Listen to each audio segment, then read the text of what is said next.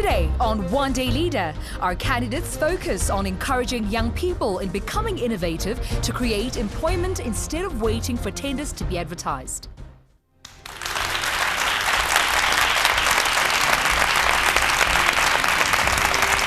Dumelang, South Africa. Welcome to yet another great episode of One Day Leader. I'm your host, Tumi Mothotoane, and we're coming to you live from our Henley studios in Auckland Park, Johannesburg. Now, before we get into the business of today, we'd like to wish our executive producer, Mr. Matasha, a very happy birthday. And thank you, sir, for being behind this wonderful team of One Day Leader. Now, back to basics. According to the Trading Economics website, the unemployment rate in South Africa has increased to 25.9% in the first quarter of 2014 from 24.1% in the fourth quarter of 2013. Now, with young people under the age of 35 making up to 77.6% of the overall population, it's sad that this age group makes up the majority in the unemployment queue within South Africans, of course, taking the highest ranking in the world. Well, this makes unemployment one of the most socio-economic issues that is challenging youth right now. Well, today we're encouraging young people to become innovative instead of only depending on finding employment or even government tenders, which may of course not be necessarily in their passion stream. Well, please send through your comments and suggestions to our topic on our Facebook page, which is One Day Leader SA. At Twitter, we're at One Day Leader SA, and do hashtag One Day Leader. Now we're getting started with our leaders. We get to know them in case you've forgotten about them, and they present to you their vision statements, beginning with Leader 1, Natasha Mazomba. Good evening, South Africa. A proud South Africa, a progressive South Africa, an ambitious South Africa, a diligent South Africa, a diverse and a stable South Africa, a fully liberated South Africa, a South Africa that weaves itself into the needs, the values, and the pride of its people. This is my vision for South Africa. Thank you so much, Natasha. We're heading over now to leader number 4, and his name is Jabulani. I believe in a South Africa where opportunities are created amongst our youth. I believe in a solution-orientated economy rather than a problem-seeking society. I believe in the characteristics that make up Ubuntu and create interconnectivity amongst all South Africans. I believe in a youth that is active through change and through aspiration to carry through as the youth. You are relevant, we are relevant, and through leadership, I salute you. All right, thank you so much, Mr. Bowtie there. We see you. Now we're heading over to leader number 5, and her name is Samantha Beynon. Molweni Mzansi, we are the South Africa of Nelson Mandela, which means we are the miracle nation that inspires hope across the world. We are hopeful for our own future because we are bursting at the seams with potential. This is seen in our mines, our factories, on our farms, in creative studios, our universities, our FET colleges. I believe that every South African deserves the opportunity to realize and maximize their potential for their own economic empowerment, because ultimately, poverty, inequality, and unemployment are not just statistics. They are the cold, hard reality of the South Africans in this country. Thank you. Thank you so much, Samantha. Now, last but definitely not least is leader number 6, and his name is Octavia Shabangu. Bantu Stephen Biko said it is better to die for an idea that will live than to live for an idea that will die. My idea is Dare to Prince, and this is a campaign aimed at providing a support structure and funding for children from previously disadvantaged youths. And on this Friday, Pastor Mbambata and myself will be going under the YCAM Foundation and launching Dare to Prince with its first scholarship funding for 12,000 at Whiteville in the East Rand. And in many months to come, more applications will be launched. Dare to Prince is my revolution. My name is Octavia, and my time is now. Help me. Help others. Thank you. Thank you so much, Octavia. Well, those are your leaders. But now we have a look at our scoreboard for this week. Now, beginning, of course, with your viewers board, we take a look at who is leading the pack. Now, our top 3, but at the number 3 spot is Samantha Beynon with 1 point. Jabulani coming second with 2 points, and Octavia Shabangu at the number 1 spot with 3 points. Well, that's, of course, according to you viewers who have voted. However, the series scoreboard we have, as you can see on your screen, Samantha Beynon and Jabulani Sibiya both leading with 8 points each. Octavia coming behind with 5 points. And Natasha Mazomba has work to do. She's trailing behind with just 1 point. Now, please vote for your favorite leader on the One Day Leader SMS line. The number is 34020. And just in case you forgot, this is how you can vote. To vote for your favorite leader, SMS Leader 3, Natasha Mazomba. Leader 4, Jabulani Sibiya. Leader 5, Samantha Beynon. And Leader 6, Octavia Shabangu.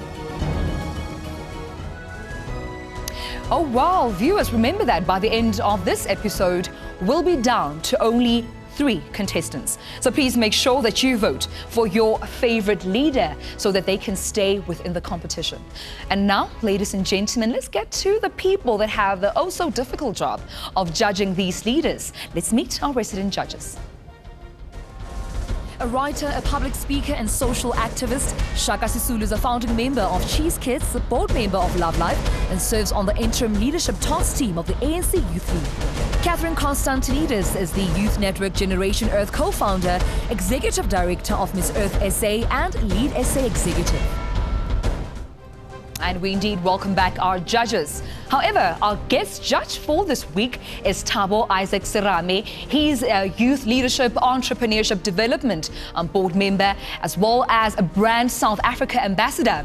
Now, he studied a postgraduate in management at Wits University and has an anthropology honors degree. Welcome to One Day Leader, Thabo. Thank you. My question to you is, as a young person, do you think young people have enough innovative ideas? I think there's a lot of ideas in South Africa, and I think it's basically they basically need a platform to actually exercise these ideas, and NYDA gives them the platform, and various other organizations like CPRO, etc., etc. It's just them to take initiative and drive the change they want to see in this world. Absolutely. Speaking of change, welcome back, Catherine. Thank you so much. Thank you so much for being with us today. Are you expecting fireworks today? Well, I hope we don't have fireworks as such, but I'm expecting a lot of answers, a lot of ideas, and I really hope that our young leaders have thought through very carefully what it is about innovation that can actually move young people of our country forward. So I really hope they've done some homework, and I hope they're going to impress us today. Of course. Well, thank you so much, Catherine. Shaka, let's talk about this generation, often deemed as the lost generation with a dependency syndrome. Do we still have one? I don't know this thing about lost generation. Yeah. I think every generation will have its own challenges. I think young people will always kind of struggle to find themselves until, you know, in their mid-30s and 40s, they become who they become. So I don't think we should consider this generation lost. I think there's a lot of great ideas coming out of this generation. All right, thank you so much. Those were our judges, of course, for this week. They'll be deliberating throughout the debates and the episode overall. But now, our assignment for our contestants this week was to promote original projects from 2 young people. Let's see what they got up to. Good morning, leaders. As an attempt to empower the historically disadvantaged, our government started implementing structured invitations to entrepreneurs to bid the supply of products or services. The question is, has this tendering process proved favorable or detrimental to the spirit of innovation?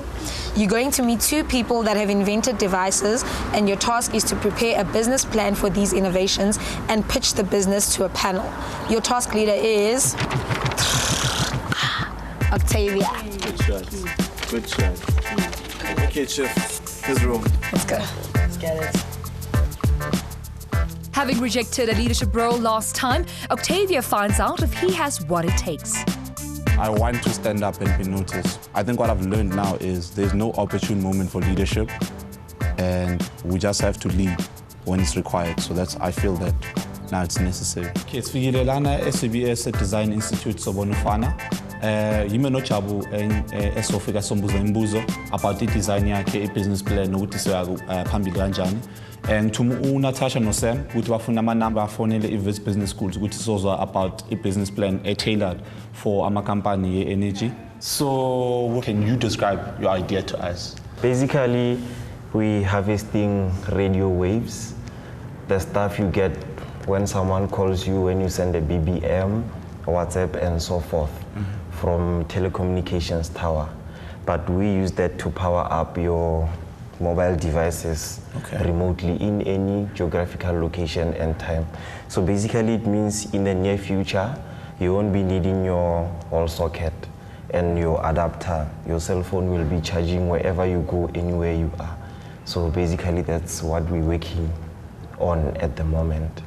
So our product will start with a bag that can do that. Then further on, we'll compact everything and put it into your mobile devices. Do you have a business plan? Have you compiled an actual business plan to approach people with? Yes. There's some government programs that are actually for innovation across the board. And have you ever worked with one, or have you had an invite? When we started all this innovation stuff a few years ago, I've met with TIA, Technology Innovation Agency. It's one of the government subsidiaries for specifically technology innovation. Is it still on now, or? Yeah, it's still on. So I'm part of the 43 Challenge. Okay. One of the most innovative people in the country, youth. So I haven't tried other organizations since I'm part of this. I think from my side, that's it. Yes. Okay.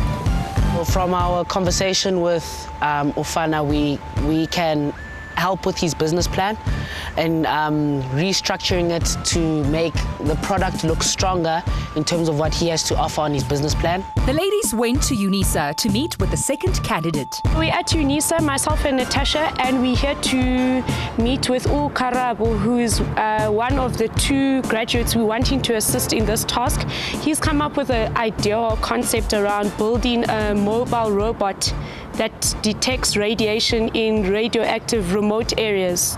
Can you please just describe your product to us so that we can understand it better? Well, the product that we're currently designing it's a mobile detector. Okay. We're going to apply robot technology. It's something similar to robots which are usually used to go and explore out of space. Oh, okay. But we're doing this for the purposes of radiation detection in remote areas and contaminated areas. Do you have a business plan? A business plan is not formalized. I haven't formally constructed the business plan. But I know that if I sit down and have proper guidance from experts who can write it, or who can help me write it, I can definitely put what's in my mind onto paper, because we're still in the design stages. And yes, we've just been awarded a grant, an 800,000 grant by Technological Innovation Agency to build the prototype.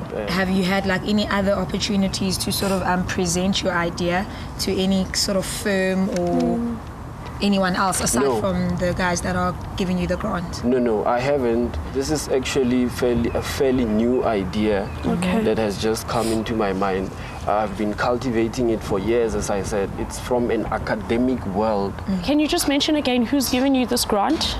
Technology Innovation Agency, TR. I kind of business plan, and that's a very important part of having an idea that you want to sell.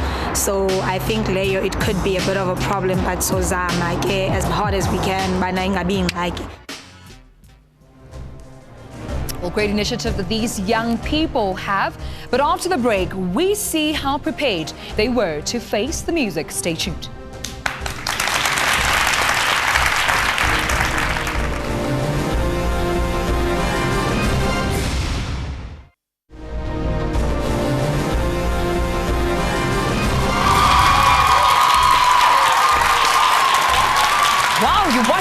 One Day Leader, and my name is Tumi Mothotoane. As you can hear, we're having so much fun in studio.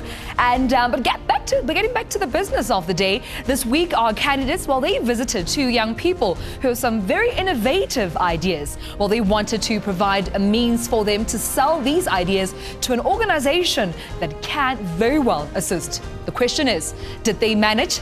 Let's have a look. Our leaders get to work where they meet Thabo, who's an expert at this. We'll set them up with a meeting at 9 o'clock at the Ernst & Young building. They're going to be talking to Thabo Serame.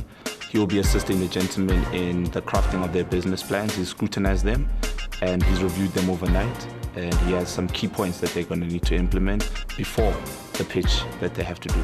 Hi guys. How's it? Yeah. I'm here to help you guys with your business plans.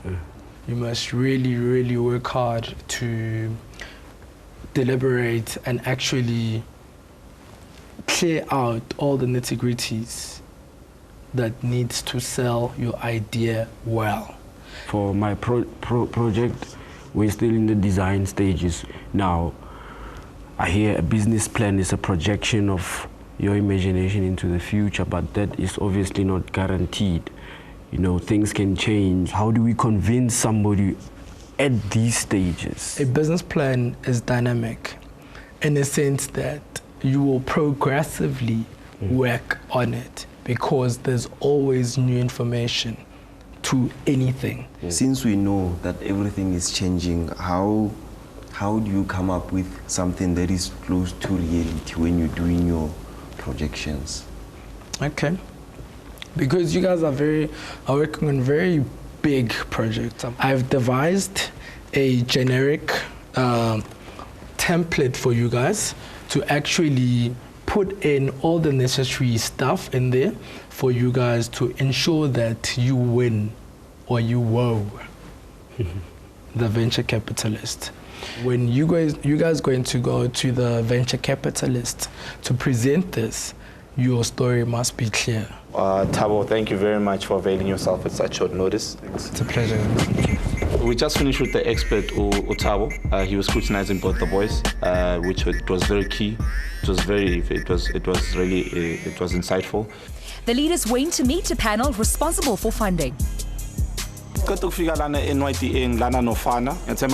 Thabo at Ernst & Young helped him in terms of branding better his idea and delivering what's essentially needed from investors. And then in terms of Pukarabo, he had to go back to developing the product and refine his business plan. So we've rescheduled him for a different meeting and we'll catch him on a different day. I'm relaxed. I'm feeling well today. It's a lovely day. I've managed to prepare very well with the knowledge and the information we got from Ernst & Young from Thabo. My name is Tumi Mothotoane. I'm the founding company of Epoch Microchips. We develop long-range wireless chargers for your mobile devices, your smartphone and your tablet. Our product is called the Aeon Power Bag.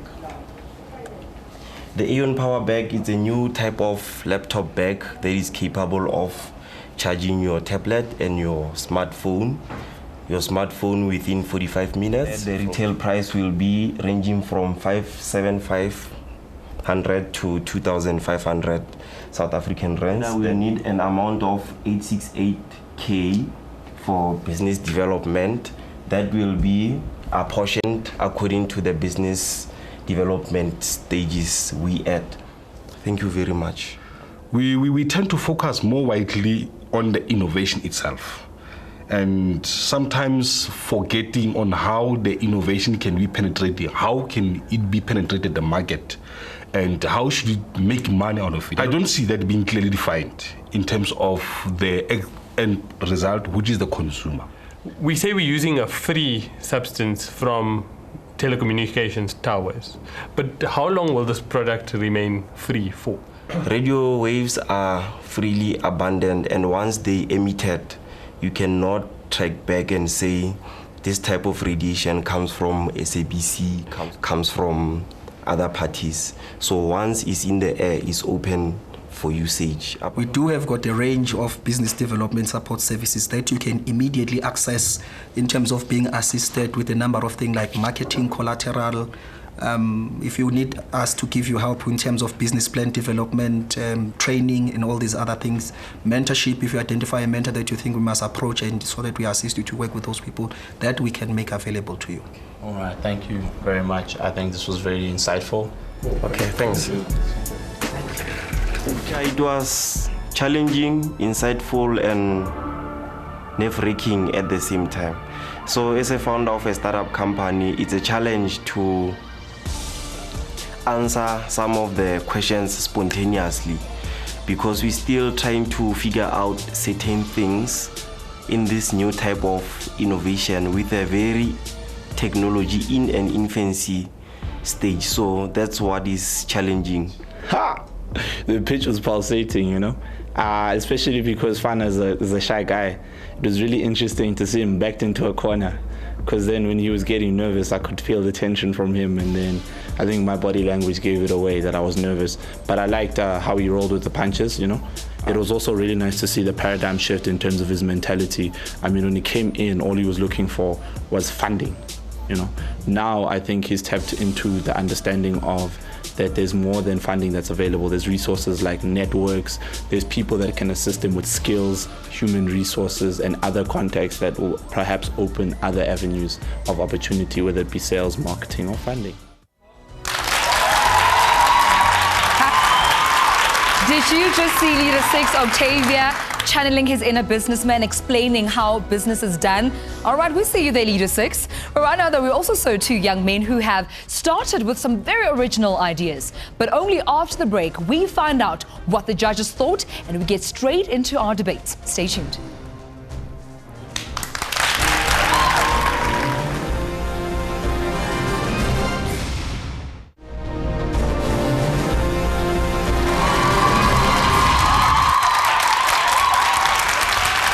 Welcome back.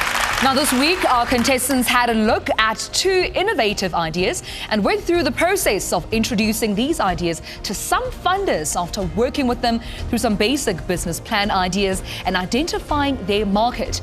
Now before we go to the judges, let's have a look at some of your opinions and comments on Facebook. I actually have one here from Ufense Mokhatle who says, stop talking and start acting. Innovation needs to be practical in approach. Young people need to look at entrepreneurship as an option at a very early age, at least between 15 to 21 years, and it will give them enough time to fail and learn. Thank you so much, Ufen. So we're heading over now to Sharon. Sharon Mulebureng Molokwane says, by actually taking us more seriously and giving us more opportunities to go, well, the sky is the limit with our thoughts, apart from Science Expos for young scientists. Thank you so much, Sharon. Now let's take a look at James Jabulani, who says, us the youth of today are under humiliation of being unemployed in our communities as society looks at us with an eye of shame. So it really hurts, all right? Let's take a look at another one, a last one, that is from Brilliant Nyamazana, who says, I think all this needs the youth's participation and idea racing. Thank you so much for all your comments there. We see them. Now, let's hear what the judges have to say about our leaders, their tasks, and of course, today's topic. Judges? Well, thank you so much. I'd like to address something that happened off screen very quickly. So this is specifically aimed at Natasha and Samantha. And the two of you projected a certain behavior and you were asked to apologize for it. Today, we have been told that still an apology has not come forth. This is not the kind of behavior that we expect from young leaders that we're grooming, specifically on the show. Specifically, when you, as four young leaders standing there, are young leaders to a nation. Young leaders who are meant to inspire, motivate, and really give something to young people who are watching us. Do either of you have any comments to the statement? I do. All right, so Natasha? Yes, that happened, and yes, we were asked for an apology. I know I did apologize. I actually took a lot of time to apologize because I think I needed to really sit and reflect on what had happened before sort of forwarding an apology that I didn't sort of mean. So it took some time for me to do it, yes, but I did apologize. Natasha, who did you apologize to? To the executive producer of the show. I sent through an email, yeah. All right, okay. Same thing. Yeah, same thing. Perhaps it hasn't been read, but an email was definitely sent. And I think the first thing is just to project, since it's our platform and this is our opportunity as Natasha and Sam, is to say that we were accountable. and we were approachable in terms of the fact that we went and we apologized. Perhaps it just hasn't been seen, but yeah, I think it's also owed to viewers to understand that the two of us sincerely apologized straight away. We took accountability because those are the kinds of leaders we both are. All right, thank you so much, leaders. Shaka? Well, okay, nastiness aside, Octavia, yes, you really look sharp, man. You really, I mean, you look sharp, you know, in the project, you look sharp now. Jabu, you also look very sharp. I love this bow tie look, but you look like you could become a financer. Tell me, what did you learn, you know, about taking a business plan, a business concept, and selling it to a financer that knows nothing about this industry? I think it's very important that you do have someone who's actually accredited in the industry to look at the business plan, because I think a lot now, in terms of the youth, we think that we can go onto an internet and just get a random setup of a business plan to write up your own, but you'll realize that some content is not in the right places, and you'll realize that it needs a certain structure. So that's what I learned, that a business plan has to be very detailed in order to get your message across in terms of what your business has to offer, as well as what you're selling to whoever you're giving it to. So I learned that We're running out of time. I'm so sorry, Jabu. I have to cut you there. But due to time, we have to really keep this short. We'll, of course, hear more of Jabu. Hopefully, he'll slot that in somewhere within his debate. But thank you so much, judges. And now we're heading over to a much-anticipated debate for this week. We're asking the question, how do we encourage young people to become innovative to curb the high unemployment rate? But before we get straight into it, here are the rules of debate. Every leader has a set of instructions and disciplines to live by. These are the rules for the one-day leader debates. You have 30 seconds to state your vision statement, 60 seconds for the opponent to challenge, and 30 seconds to conclude your debate. Well, those are the rules, and our very first debate is between Natasha and Jabu. Ladies first, so leader 3, your 30 seconds to give us your vision statement begins now. Okay, so I believe that in order to create a conducive environment which encourages innovation and excellence within young people, the main objective, first of all, of education should not be employment, but actually to educate. We find ourselves in a system where a 33% pass is good enough. This encourages mediocrity, and it's not good for innovation. I believe that educating individuals who will become leaders within their fields and not actually followers is what we need to be doing. I also believe that we need to teach people how to present business plans and to present their ideas to the relevant people, and not only how to create CVs. Thank you so much, Natasha. Jabu, slot in your 60 seconds. Begin now to challenge. Thank you very much for that. So Natasha spoke about we need to educate people about how we go about in creating these business plans. But the topic is, let's look at innovation as the youth as a whole. And let's look at the youth people. There's some people who are not in school. In fact, I've got an example which says there's the Eskom Science Expo, where the guy who won was Mandla Ngwenya, and without a degree in engineering, he managed to actually go through and win this expo. So what about people who are not actually in the education system? How do we encourage innovation amongst them? Well, it's okay for you to have an idea and for you to be able to win an expo, for example. But I mean, what are you going to do with your win afterwards? You need to be able to present this idea in the corporate sector. And I mean, in order to present an idea to the corporate sector in a valid manner, you need to have a business plan. That's the reality of the situation. What I'm saying is, with Mandla, he might have a CV, yes. He might have an idea, yes. But if he can't present his idea is good as null and void within the corporate sector. So in order for him to be an innovative and successful young individual, he needs to have this basic sort of... Thank you, Natasha. Might as well wrap up your vision statement in 30 seconds. So also, we need to encourage the formation of cooperatives in deciding which kind of small businesses, because small businesses actually contribute a lot towards our economy. So I think that we need to encourage the formation of cooperatives, as they involve a lot of individuals, and hence they will reduce the unemployment rate. We also need to reduce the red tape that's associated with forming small businesses, because nobody likes bureaucracy, especially young people who use Twitter and Facebook, which are instant things. They are sort of don't want to start small businesses because of the red tape that's associated with this. And also, we need to create... Unfortunately, your time is up. Thank you so much, Natasha. All right. Jabu, your 30 seconds now to give us your vision statement begins now. The quarterly labour force survey states that a combination of initiatives such as the private sector, the public sector and the mobilisation of civil society needs to tackle innovation as well as unemployment, and I agree with this. The education facilities such as primary schools and high schools need to make their space available to youth members in their community to come forth and to actually present and to learn about ideas. They need to be given the platform to actually solve solutions within their economy, which can indeed help to development such as the One Day Leader platform, but at schools. And we need to Thank you so much, Leader 4. Natasha, jump in. Your 60 seconds begin now. Jabu, I would say that the problem that we face with innovation in the country is not that there's a lack of innovation or that there's a lack of resources to sort of fund the innovation. I would say that the problem lies within the communication of the young people, of the innovations to the corporate sector. So how do you propose that we tackle that specific problem and ensure that these young people are able to communicate their ideas effectively? Thank you very much for that point. Like I said, we need to have the coalition of the private sector as well as things such as the mobilization of the youth. So what I'm saying is we can even make these platforms announced at educational facilities where they then know and find out what is happening in terms of the ESCOM X Science Expo, the TEDx, because you need to say we need to communicate these to the youth and saying that these things are available. So let us use these education facilities to actually get them known on what is happening within our economy in terms of innovation and allowing them to have the platform to solve problems within our economy, to then industrialize this to create employment for them. So we can industrialize ideas to create employment. That's entrepreneurship. All right, Leader 4, you might as well run off your vision statement. Your 30 seconds begin now. Thank you very much. So what I'm saying is we need to bring the private and the public sector together in order to communicate what is available in terms of innovation. I'm also saying that we need to use educational facilities to then bind the public sector together with people in our economy. And like I said, we need to use this as a platform to communicate our solutions.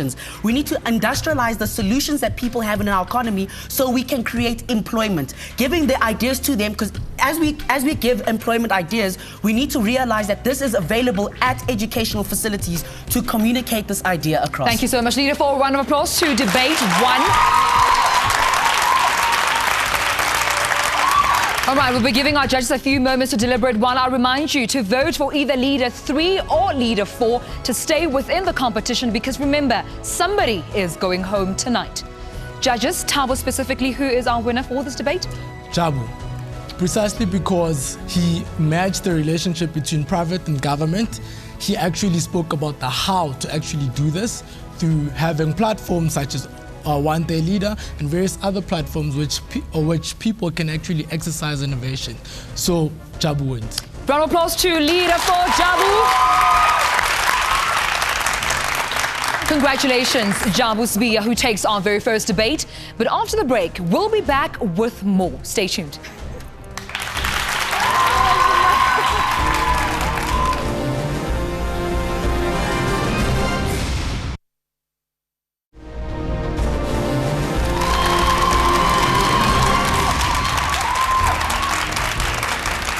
Welcome back to One Day Leader. I am your host, Tumi Mothotoane. Now, our final debate is between Samantha and Octavia. And just to remind you of the topic for this week, well, we're asking, how do we encourage young people to become innovative, to curb the higher unemployment rate? Well, we start this one still with the ladies, and Samantha, our leader number 5, your 30 seconds to give us your vision statement begins now. Thank you so much, Sisi. I believe that, one, we need to bring information around opportunities in terms of innovation from young people to rural communities and areas. That should be the focus group, not just a select few who get to hear about these opportunities. We also do need to not overshadow, but look at the issue of capital and funding as well as business plan development to encourage innovation, as well as quality education that's inclusive and equality represented education. Thank you so much, Leader 5. All right, Octavia, you may chirp in there. Your 60 seconds begin now. Okay, so Sam, you said that we should bring it to rural individuals. Firstly, how do you aim to do that sustainably, first of all, and how do you aim to measure that? And in terms of innovation, it's something that's a natural advancement or an evolution of society. How will you be able to measure that over a period of time? Thank you so much, Octavia. I think you raised valid points, but here's the practicality of it. Number one, we already see agencies such as the TIA, NYDA, trying to go to rural area communities. So what I'm saying is we need an expansion of that. It's already been seen to be sustainable for the long term, as well as also industry research and development and spending thereof. So we need to have that. We'll also need our graduates and those who have been successful before us to go back to communities. Your graduates, your successful entrepreneurs, to go back and mentor and also teach people about the practicalities of being innovative in the corporate sector. I mean, we have a gentleman right here who can go back to his community. All right, you might as well now wrap up your vision statement, Leader 5. So again, I want to raise the issue of information, access to information as someone coming from a rural community. I can give you an example. I'm a graduate of an institution of higher learning from a community that only has 3 graduates out of a population of thousands. So I want to stress the issue of information. I want to stress the issue of capital and funding from corporate sector and government to equip people who have these innovative ideas and want to be active in the corporate sector in terms of innovation as well as quality education to produce these innovators from a young age. Thank you so much, Samantha. Thank you. All right. Octavia, this is now your opportunity to give us your vision statement in 30 seconds. Begin now. Our country is not suffering from a lack of innovators, rather it is suffering from a lack of information, of available opportunities that they can use to turn their innovative ideas into a reality. 25.3% of South Africans have the resources to turn their innovative ideas into a reality. My solution is we should weaponize media, mainly print and television media, in order to bring more information access around the country. By weaponizing it, it will not be only restricted to the privileged few, but to the majority of South Africa. Thank you. Thank you so much, Octavia. All right, Samantha, you may now chip in. Your 60 seconds to challenge. Begin now. Thank you so much. There's a number of things I want to address, Octavia. Number one, you speak about media. I want to ask you a simple question. Who owns the media? Okay, I don't know. So anyways, what we're going to do is to see what we see happening in South Africa is a person formulates an idea, right? And then they innovate, they formulate an idea that's innovative to a particular circumstance that they face, and they fail to implement it because they don't know the circumstances that are required. Opportunity avenues need to be open. Why is it the only innovation advert that I know about is the Expo Science? What I'm saying is print media in communities, print media in schools, print media in hospitals, print media in plaza shops. If you do it on TV, everybody's going to know about it. You want to innovate? Put it on TV. You want to innovate? Put it in colleges. It's all about media. So not a select few, but now you're saying only people who get the chance to go to college. A second media platform we can use is television. And what we can do is have public announcements at 8 p.m., which is at prime time. We can send out public announcements to viewers about innovations and details about how they can expand those innovations. Thank you, leaders. Access to a TV. Thank you, leaders. Octavia, you may now round off your vision statement in 30 seconds, please. Okay, so access to information speaks directly to innovation. In order to innovate, you need to know information about where you live, about what happened, the problems that you face, and the opportunities that exist. Only 25.3% of people actually have access to this information. This is illustrated in this graph over here. So only this much know about opportunity. But with media, this much can know about it. And then we can move to more innovation and less unemployment. Thank you very much.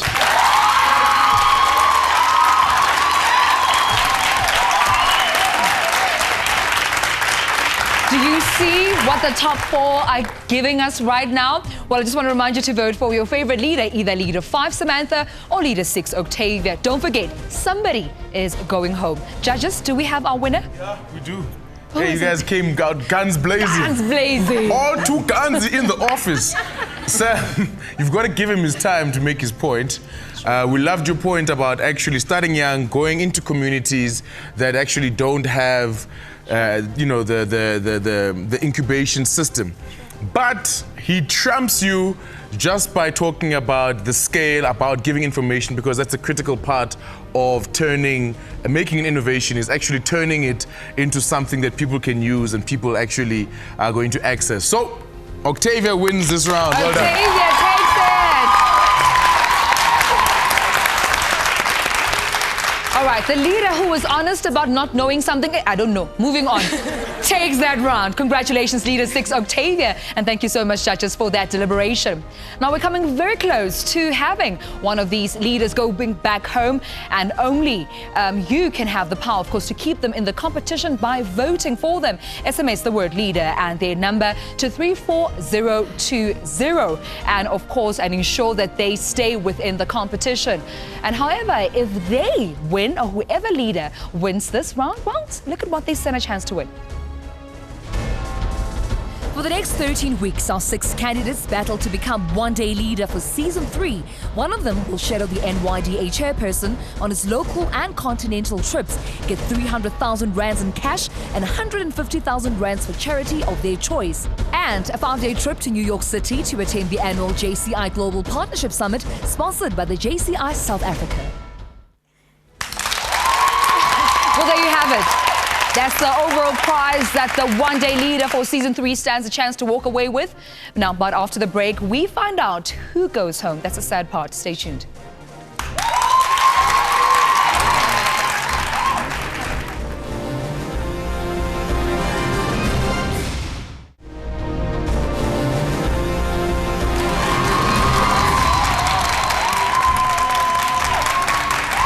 Welcome back. Now, in the next few minutes, we find out who goes home. But now, though, let's take a look at the scoreboard for this week. All right, we'll go to it a little bit later on. Let's just take a look at your comments first. First things first, let's hear what you have to say. All right, now we have one here from Mashilo Salomo who says, education is only the key to taking us higher and higher. We have Nero Manina Morali who says, we do have active youth. Like myself, I'm one of them. There's a lot of youth out there that can create job opportunities for the youth. But now the problem is funding or getting the necessary capital to kickstart our businesses. All right, Prudence Busisi Welukele is saying that I like today's topic, but it needs us as the youth to think out of the box so that we can come up with new, innovative and creative ways. All right. We have one here from Albert Tembe who says many young people have good ideas, but not many young people have the access to the most important part of the idea, which is actually packaging those ideas. All right. Thank you so much for your comments on Facebook, on Twitter. Now we go to take a look at our scoreboard for this week. All right, taking a look at our series scoreboard, Jabulani Sibiya, leader number 4, is leading the pack with 10 points. And Samantha Beynon is behind him with 8 points.